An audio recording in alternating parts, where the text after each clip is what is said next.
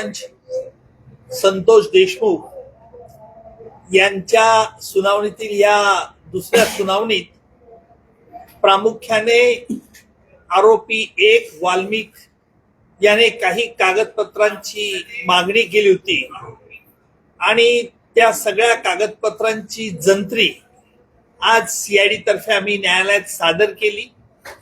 काही दस्तऐवज हे सीलबंद असल्यामुळे न्यायालयाला विनंती केली की त्याच्या प्रती सील उघडल्यानंतर या आरोपींना देण्यात याव्या।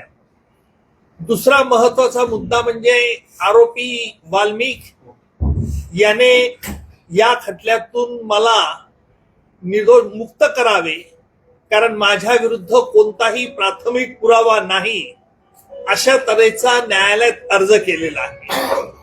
या अर्जावरती न्यायालयाने सीआयडीचं म्हणणं मागितलेलं आहे, जे सीआयडीचं म्हणणं येत्या 24 तारखेला न्यायालयात हजर केलं जाईल। त्यानंतर त्याच्यावरती सुनावणी होईल। अर्थात वाल्मिक तर्फे युक्तिवाद, नंतर सरकारतर्फे आम्ही युक्तिवाद करू। तिसरी महत्वाची बाब म्हणजे आज न्यायालयामध्ये जे कागदपत्र आम्ही हजर केले त्यातला प्रत्यक्ष संतोष देशमुख यांना मारहाणीचा व्हिडिओ, जो सीआयडीच्या मते तपासाअंती असं दिसून आलं होतं की हा व्हिडिओ आरोपींनीच काढलेला होता आणि तो सीलबंद परिस्थितीत फोरेन्सिक लॅबोरेटरीकडे पाठवण्यात आला होता। तो संपूर्ण व्हिडिओ आम्ही न्यायालयात हजर केला, परंतु न्यायालयाला आम्ही विनंती केलेली आहे की या व्हिडिओला कुठल्याही प्रकारे बाहेर याला प्रसिद्धी मिळू नये आणि याने प्रसिद्धी मिळाल्यानंतर त्याचा कायदा व सुव्यवस्थेचा प्रश्न निर्माण होऊ शकतो आणि म्हणून मकोका कायद्याच्या तरतुदी अंतर्गत आम्ही न्यायालयाला अशी विनंती केलेली आहे। यावरती न्यायालयाने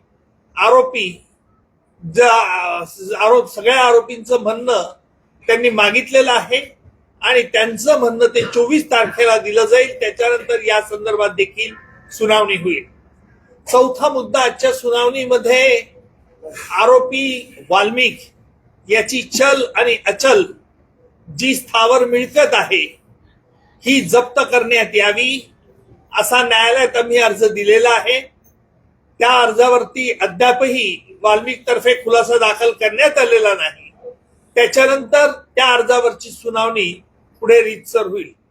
माझ्या समवेत माझे सहकारी ऍडव्होकेट कोल्हे हे देखील आज न्यायालयात उपस्थित होते।